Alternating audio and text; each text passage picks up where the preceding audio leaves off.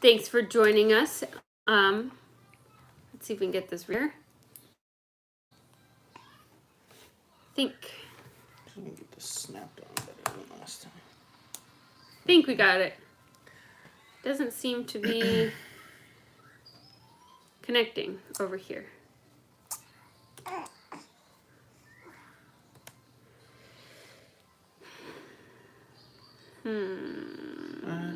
There we go. Okay. Sorry about that. Long pause. I bet I have it. Yep. All right. Sorry, YouTube updated again how you set up live streams, and I had it listed as unlisted. So hopefully people can find it now and see that we're alive and can jump in here and join us. Apologize for that. I think our camera's also a little dirty. Do you need to restart the whole thing? We'll find it now that you did. Okay, there we go. It looks like we got somebody now. Got a thumbs up. All right. I think we fixed it. I hope we fixed it. You got 7 in here now. Okay. Sorry for that. We kind of I screwed that up. So YouTube changes all the time how you set up live streams. And because I'm always running by the seat of my pants a little bit before a live stream, I didn't have time to really read through everything. But it's working now. I also want to apologize. You might get a commercial in the middle of the live stream. They've updated their commercial rules, and I didn't have time to read all the choices, so I picked one, and then we'll get it fixed for next time. That was, so sorry about that. So if you end up with a commercial in the middle here, apologize. We'll get that fixed for next time. I didn't have time to read all of their options for commercials, but I think we got it all fixed now. You should be able to see us, hear us, find the link to join us for tonight. So Georgie's joining us too. She had to take a bath because somebody decided to poop all over herself, and so she wasn't going to go back to bed. So she smells really good now. She smells great now, though. So the Tinkerer's wife is here. Welcome. And Iris Lady and True Joy. Thanks for finding us. Again, I'm sorry that I had it marked incorrectly on YouTube, so it wasn't showing it to everybody. But hopefully people will be able to find it now and hop on. So no, okay. No, she doesn't want it. Nope. So here, if you want to tell about so tonight I want to talk about, we got some new livestock, right? And we got some more coming. Mm-hmm. And also we did some gardening today. I was going to talk about that. So I'm going to grab my coffee if you want to say hi to some people. Let's see. Grandpa Dan is here. Becky is here. Beeler Family Farm digging the hairdo. Thanks. You do have quite the hairdo, don't you? Let's see. Charlie is here, and let's see who else. Debbie, the Tinkerer's wife. Yes. And Grammy is here. Let's see. So we got baby chicks. We got 24 or 25 of them, something like that. We just got. They should all be pullets, hopefully. But we just got a bunch of different colored egg layers. So we'll have brown egg layers, white egg layers, the dark brown, chocolate egg layers, and then the colored egg layers. So we had a lot of fun a few years ago having a really colorful nesting box. And so that's kind of our goal again. So we got a whole bunch of chicks. And the chicks are JJ's responsibility. And she is loving it. She goes out 30 times a day to check on the chicks. So she's having a lot of fun with them. Let's see. And then soon we will be getting some lambs. We're just waiting for them to wean. We've done it both ways, where we had the bottle-fed lambs and then the weaned lambs. And we liked having the weaned lambs a little bit more. It's just a little, with all of Annie's appointments and such, it's just a little less intense for us. We can do it. It just takes a lot more planning to make sure those babies get all of their bottles in the right amount of time. And we're also thinking about getting some type of cattle. I don't know. we've tossed around just getting like a couple of little calves, maybe bottled calves or freshly weaned calves. Just some steers to see how we like it. We've also thought about getting a couple of pairs. Because one thing we've tried to get away from is having things that we have to winter through. But with cows, especially if you're going to get babies, they're going to be here for a couple of years before they're old enough. And so it's like, well, if we're going to dive that far, might as well just get some pairs. So then we've got some mama cows. So I don't know. We're still we're still kind of debating that. So we haven't decided yet. I do want to get some infrastructure though. I think that's one of the things holding me back. Because we've done it before where we didn't have much infrastructure. And I know you don't have to have like a nice big barn to have cattle. But something I do want to have, and I haven't really done much research yet, is I want to have a place to kind of work the cattle. Because even if you know, you're like, oh, these are going to be grass fed and like hands off, let them do their own thing. If something happens to them, I want a place to still be able to work them a little bit. Like corral them in, you mean? and put together some kind of a chute or something. And so you have to find a cheap way to do that. I just think it's best for your cows and best for us. So we have, even if somebody gets hurt or something like that, like the cows, or we need a vet to come out or something like that, we have a place where we can safely do that. So that's something I want to kind of research and see what I can put together that can keep everybody safe if we do, because inevitably you will. Like, it's just gonna happen. You know, you think, oh, you know, these cows, they're gonna be out there by themselves, they won't ever need anything. It's not true. Like, you're gonna have to spend some time with them at least a few times a year, I would say. And so I want to put something together before we get them. Even if we get calves, I think I will want to have some way to handle them safely. So. Okay, we missed a whole bunch here. Let's see. I got up to Tinker's wife. Okay, J&B is here. Welcome. And Angela, thanks for joining us. Let's see. Veronica's here. Thanks for coming. And Heather is here from Western North Carolina. Oh, thank you. Thank you very much for stopping by. Grandpa Dan wants to let him see the baby. So I broke my tripod accidentally the other day. There's the baby. So we have everything propped up on like a jar. So we'll get a tripod so we get a better angle soon. I just have to wait for a new one to come in. Show him your best side, Georgie. I did. I brushed it down too after her bath, but as soon as it dries, it sticks right back up. So, Rosanna's here, and Nana is here from Massachusetts. Let's see. Beeler family says we've been looking at Dexter cattle, smaller frame, well-mannered, milk and beef both. And you've thought about them a lot too because they're supposed to be really good on rocky, hilly ground. Is that right? They can be. Which is kind of what we've got. Everything is uphill. But one of the things we have a friend who raises, what does he raise? Angus cows? He raises raises like cows that are going to be fed out and go to, be kind of close to what you get at the grocery store. But he said one of the downsides of the Dexter, in his opinion, because he raises big cattle, is that your T-bone steak's going to be like, he's like, if he's going to have a steak, he wants to have a steak, not a little tiny T-bone, because they are smaller. But I don't really know how small is, like weight-wise, comparatively. But that's something we've talked about. You were looking at some Holsteins, which are a milk breed, but the steers get sold off real cheap, just to see if we like raising cows. That's really the first step, because with goats we kept them for a while, and then we just decided goats really aren't our jam as much because they're so needy and so loud, and we like sheep a lot better, so we're definitely sticking with the sheep. But we don't know about cows yet, so we don't want to invest in like the prime of the prime if we're not sure it's what we want to do. That's true.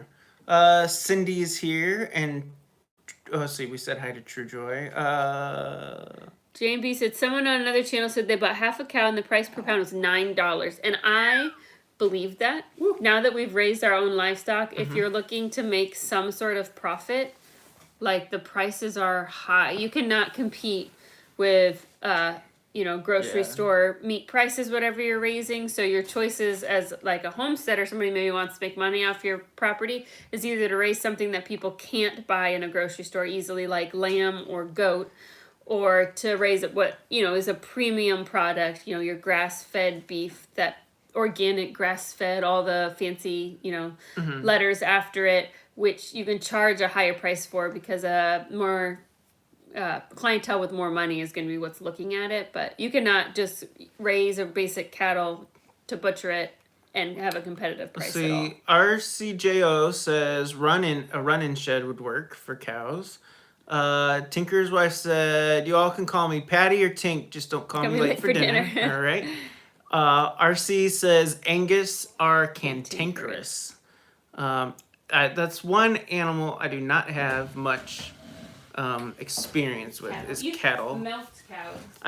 I've milked a cow a few times. It wasn't a lot of time spent with her, but so I don't know. I need to find what would be great is if I could find someone really, really close.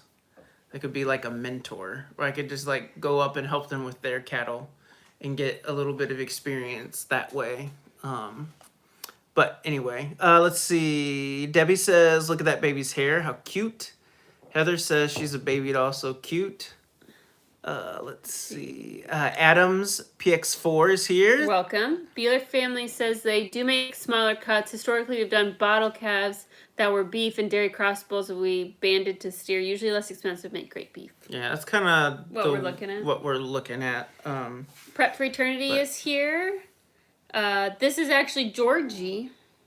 Patty is hanging out upstairs with the sister. She's saying, "Oh, hello, Patty." Oh, sorry. I thought you meant yeah. We call Mr. P Patty sometimes. So yeah, we do.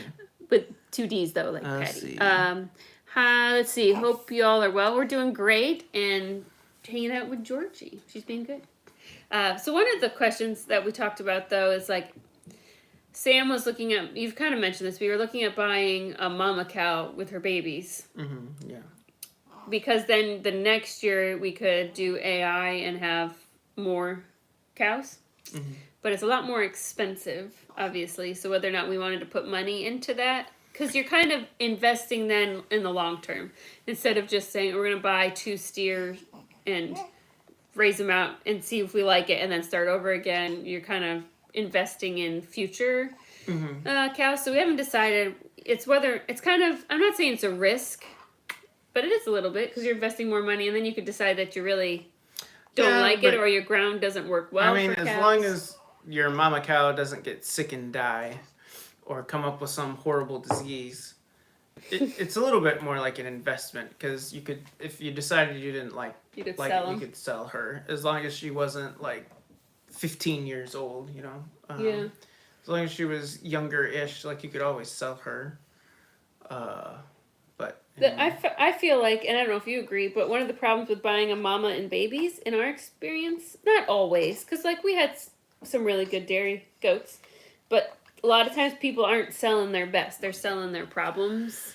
So somebody who's got birthing problems, or somebody who's just not a good mama, because people can be. Yeah. Or somebody, or a cow, or whatever animal that's really needy. People keep their best, and so that also becomes a risk. Right. About what problem you're inheriting. That is very true. You'd have to, I'd say, be patient, not be like, well, we have to have a cow by tomorrow. So you'd have to be patient, and then hopefully find someone who's selling cattle. You don't want to find one that's super cheap because that probably is something that's sick or has issues. But maybe they're just like switching programs, They're like, oh, we're getting out of Angus or whatever breed you want and doing Hereford. And so finding somebody that's like, it's like, this cow just doesn't fit our program anymore or whatever you want to call it, like our goals of what we're trying to do. But yeah, that is. Yeah. Now, I do think one way, I don't know, that can just be tough to find, like you're saying, to find a real, if you did want to go that route, to find a quality animal. Right. I think one thing we decided that we don't want to do is go to auction, which is something a lot of people suggest because we don't know what we're looking for. We don't have any experience, and so we would make a bad choice. Yeah, I know you can get ripped off just doing a personal exchange as well as you could go into auction, but I literally have zero experience with that, so I think that would just be no bueno. Let's see, who else we got? I can't remember. Where did we miss? Let's see. Cows and calves are pretty famous for dying just because it's Tuesday or something. I feel like that's true for all animals or plants in your garden. Yeah, right. Adele says, good evening. What a cute little one. We think so. She's a good baby. Let's see. J&B says, oh yeah, didn't know that. Yeah, it's harder.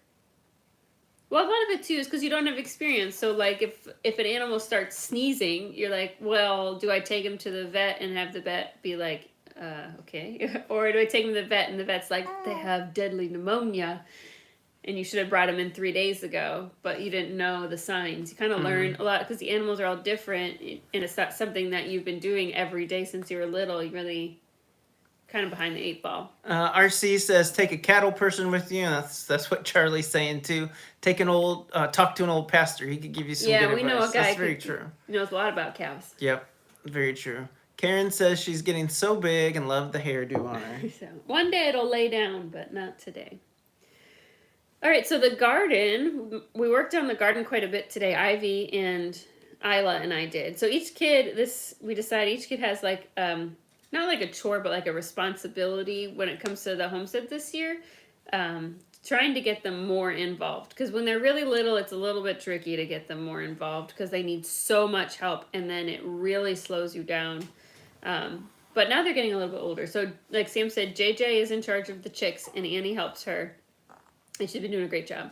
And then Ivy and Isla love to garden. So they're helping me in the garden this year. And so Ivy has already started strawberries. She really wanted to grow strawberries from seed, even though I said I wouldn't start any plants inside. So changed our minds on that one. So we started some strawberries inside.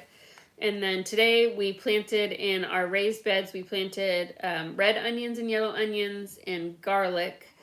So for where we are, you want to have those things in really by March 15th. So we beat the deadline on those. And we're going to have a nice cold snap this week. Excuse me, not like freezing cold, but chilly. And that's what onions need to bulb out. So I'm feeling good. And this year I filled the beds or topped them off because they settled quite a bit. When we filled them originally, I did like sticks and branches and then filled the holes with some hay or old straw and then did compost and fill dirt on top of that and like mix it all together. But as the sticks and stuff have decomposed, like the dirt settled a lot. And so I decided this year I was going to do 1-1-1 ratio of fill dirt, compost, and potting soil. Because what happened last year too, if you remember, is just the fill dirt and the compost is I had it set like concrete. Like when it rained, it became so hard the plants couldn't grow. And so I think the potting soil is going to help keep it a little bit lighter. That's what I'm hoping. So we have better drainage instead of drowning the plants because it doesn't drain fast enough. Adam says if you can find a local farmer that is selling cows at the sell barn, you might be able to get a good deal on a cow for hamburger. We bought an old coal cow and just had it turned into hamburger. That's an idea. And then Beeler says, every calf we buy gets vitamin B shot and vaccinated against pneumonia. We're not big on shots, but it sure saves some issues. Like with all the animals, pneumonia is like your big enemy, I feel like. Yeah, with the babies. With the babies, the pneumonia. Yeah, you learn a lot of times trying to do some of those preventative things especially with your young animals. It goes a long way in saving you some expensive vet bills or ultimately losing an animal in the long run. So thanks for the tips. That's a good idea. Something we can, if we do get calves, to look into, see what they've been given. I think that's the hardest part. Like, I like trying new things and learning new things, but I always hate that the first time that you screw up a lot and that's how you learn. Yeah. Like, I just want to get it right, especially with an animal because you don't want to do an animal wrong, because it's, want to hurt something. And so that always makes me a little bit nervous about trying something new. Not like so anxious that I don't want to try it, but like I know we're going to make mistakes. I know we're going to have something wrong, and that always makes me feel bad because at the end of the day it's like the animal that suffers. Not always suffers, but they're at, our mercy. Yeah, they're at our mercy, and you want to get it right. Tink says, I remember that VW Family Farms had blackleg break out on their property and now vaccinate their animals yearly. What is blackleg? Do you know? I don't know. I don't know my bovine diseases very well. But it sounds horrible. Yeah. Becky says, we got 2 new raised beds this year. I'm always shocked at the price it takes to fill them. Yes, it is. That's my one thing. We always try to be like really realistic on our channel. Because I feel like sometimes other channels kind of gloss over the expense factor. Because, I don't know. Yeah, raised beds. Because raised beds do really, like, it's much easier to garden in a raised bed. Mm-hmm. But being able to plant something is more important. Sometimes I feel like it discourages people from trying because they're like, oh, well, that's the best way to do it, so that's how I need to do it. And then to them, $400, $300 or $400, which is really, if you're having to buy lumber, it might even be more than that. Like, it's just not possible for a lot of people. And so then they don't start because they feel like, well, raised bed is the best way to do it, so I don't want to do it unless I'm doing it the best way. And there are some ways. Yeah. And some people have access to materials where they could do and make raised beds that are, if not free, like super, super, super cheap. So it just depends on your situation. But if, for a lot of people, putting together a raised bed costs a little bit of money. But, for sure. If you have the money to invest, it's the building part's a one-time investment. You do need to top them off because they do settle a lot. You'll get some wash too. But once you make that initial big investment, then you've kind of have yourself set up. Mm-hmm. So we added one this year, and I made it half height to help keep down the expense of filling it. Though the taller ones are nice because it's just easier on your back. And it's perfect height where older kids can help, but little kids can't get in there. So that's very true. Debbie says, Kevin and Sarah, Living Traditions Homestead, live in Missouri. They have a homestead several years. They can help. Thanks for the tip. And Tink says, Becky, are you able to do hugelculture? Yeah. Using logs and sticks in the bottom and layer up with other things. You might look into it. It's very true. So our raised beds last year, we did the sticks and leaves on the bottom, so the bottom third. And then we did a mixture of like old straw that we had laying around and hay and compost, and then topped it off with the fill dirt and more of our own compost. And even just that, with us providing so much of it, I think I probably spent maybe like $150 between the 2 beds on fill. So if you don't have access to anything, it's going to be really expensive. Mm-hmm. Though a lot of times if you ask things like leaves and stuff, if you built the beds but weren't worried about filling them this year, like planned ahead for next year, when it's fall, a lot of people who live in the city or in suburbs, they don't want their leaves.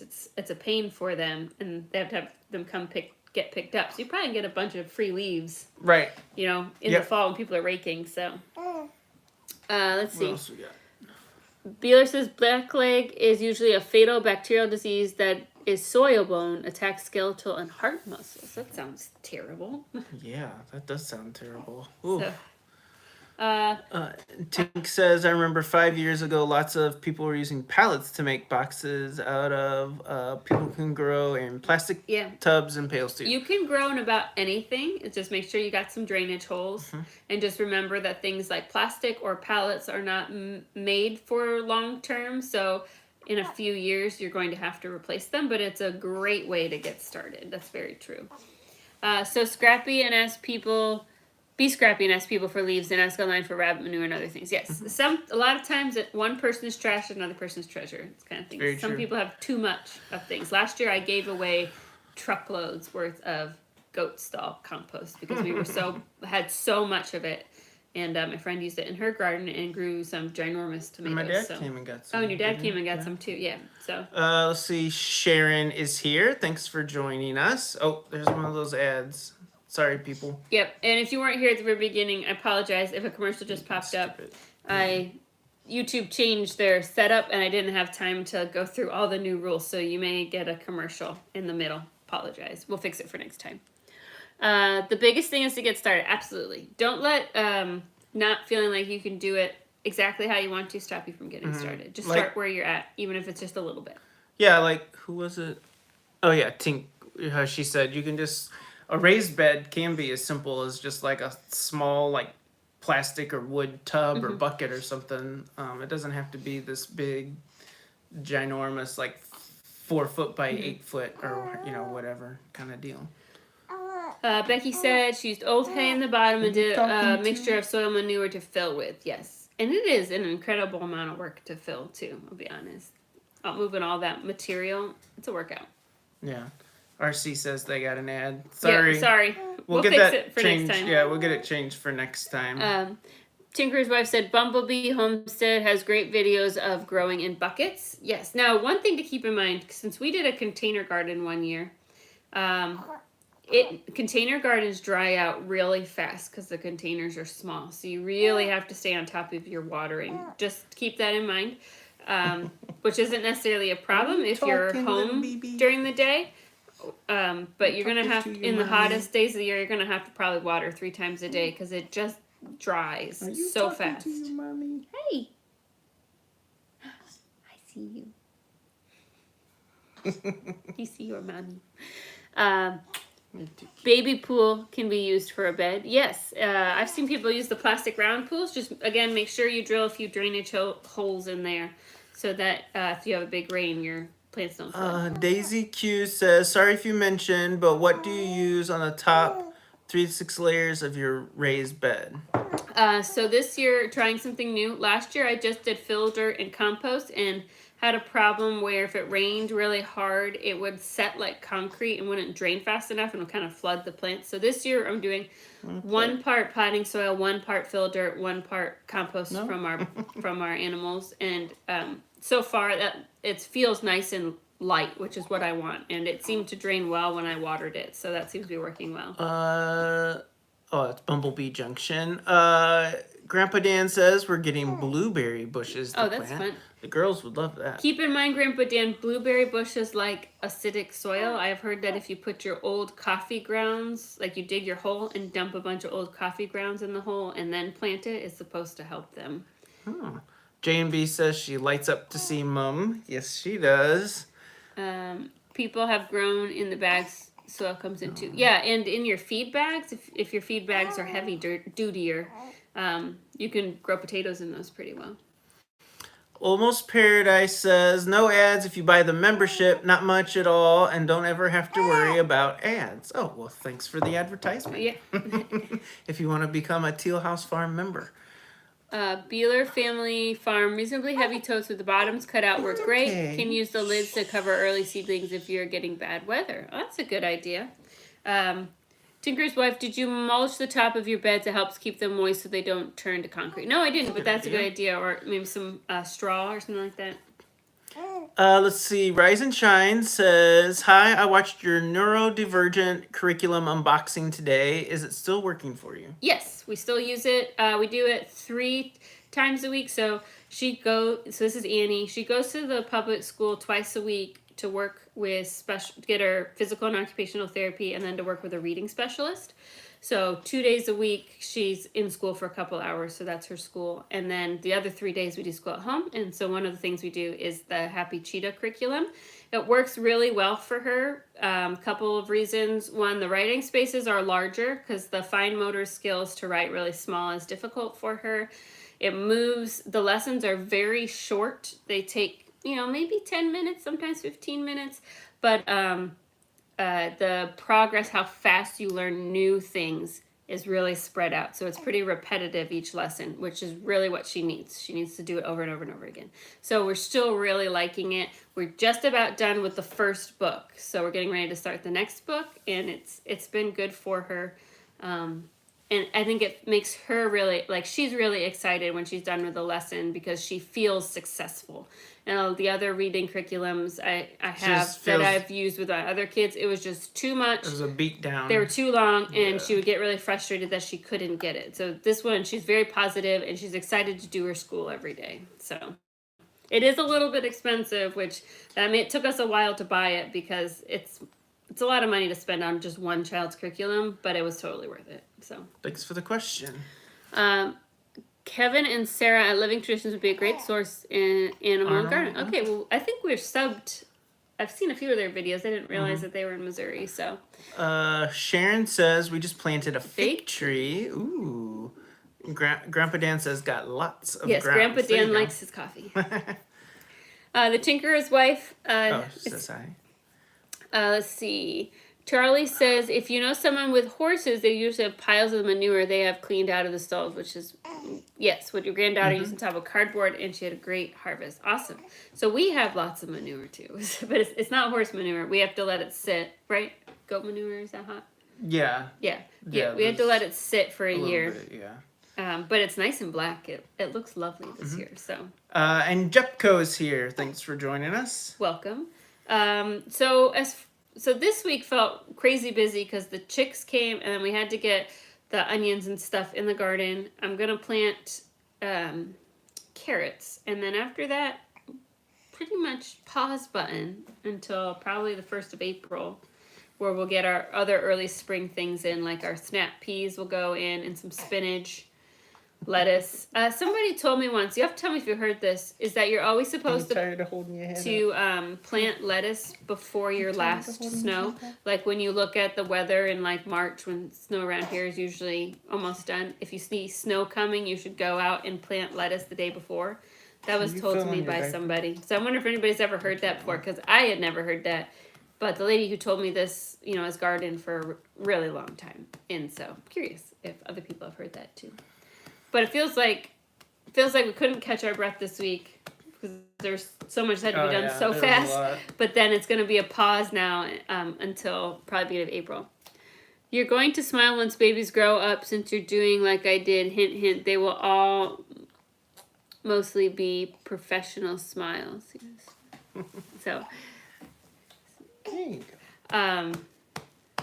I think it'll be weird when there's not a baby, but it'll also be nice to like be able to sleep in a little bit and know that everyone can get their own breakfast and things like that. Like when they get up, you have to get up, even if there's not a baby. But the little people need help. So the lettuce theory makes sense. It likes cold weather. Yeah, I think it makes sense. I had never heard that. I don't know if it's like an old wives' tale, but still a little bit early. I mean, I probably lettuce and spinach like the cold. Yeah, we had freezing temperatures. Yeah, and they can handle a little bit of frost, but I would be disappointed if they got 2 weeks into growing and then we had a real cold snap, which they can't tolerate. So I'm going to wait a few weeks on those just to be safe. Yeah, we're supposed to get freezing temperatures again this coming Monday, I think, and maybe Tuesday, Monday, Tuesday. Yeah. Rise and Shine says, thank you. You're welcome. That was a good question. So. What else? I don't know. I think those are the things. Mm-hmm. Are we getting more ducks? We good with ducks? Yeah, I think I'm good with ducks for right now. We'll work on these baby chicks, get them going. I wouldn't mind maybe getting some like mature ducks that are already laying potentially. I know that's more expensive. I will say, like, as much of a mess as ducklings make, they are so hardy. They're usually really healthy and easy to raise compared to chicks. Chicks are a little fragile there in the beginning. So. Daisy says, I tried pelleted seeds for a change, and it's a game changer since I don't need to thin. Yes, those are really neat, especially... a couple of reasons. One, like for if you have dexterity problems, those can be nice, and like the seed tapes, because you don't have to be able to pinch. So if like you have arthritis or other reasons you have dexterity problems, those are great options. And also it's a time saver because you don't need to spend time thinning them as they come out to get your right spacing. So great suggestion. Planted spinach and Bib lettuce around Christmas in pots in the greenhouse and grew well. Yes, and we grew spinach in the greenhouse in the fall and harvested around Christmas time. And we are just coming. I have 1 bag left in my freezer, so it should line up perfectly with when I run out as far as when it's going to start coming up in the garden. I just use spinach all the time. Like anytime I make something that's got multiple vegetables in it, I'm like, throw some spinach in the soup. Throw some spinach in the stew. It's good for you, so. Beeler says, I like ducks, but man, they're messy. Yeah. I know. I would totally do ducks over chickens, hands down, if they weren't so messy. But they just, I don't know how, they're so happy in the mess. They're so happy in just like a mud puddle, literally. I mean, it'd be great to have like a nice pond for them, but yeah, they're a mess. They truly are. But I feel like they make less of a mess since they're free ranged, or just the mess is spread out everywhere. You don't notice it as much. Maybe. I don't know. They're too small to seed planting. Yes, yeah. Yes. Oh, I have carrot seeds. I just like broadcast them now because they're so tiny and there's 1,000 in the package. Baylor family says we're planning to try some of the Kratky hydroponics in the greenhouse. Yes, Grandpa Dan here at Around Town Singers has done some hydroponics. He's got a whole setup. I think it's in the last video I made when we went and visited. But we're going to go visit him this summer again, and we'll give you an update on his hydroponics. So he's all about the small space growing. You know, he doesn't have a lot of dirt to put things in, but he's going to make use of every inch of space he's got other places. So, I've always thought cool. Hydroponics were cool. It is kind of cool. It's really, really, really neat. Yeah, they're really cool. There's some people have some really awesome setups out there. So, I think Baby here wants to eat again. So I think we might need to let you go. But we just wanted to pop in and say hi and give you an update because there's a lot going on. We appreciate all of you coming. We always enjoy chatting with everybody. Yeah. And I'm sure we will see everybody again really soon. So thanks so much for stopping by. Everybody have a good week. Thanks for watching. Have a good night.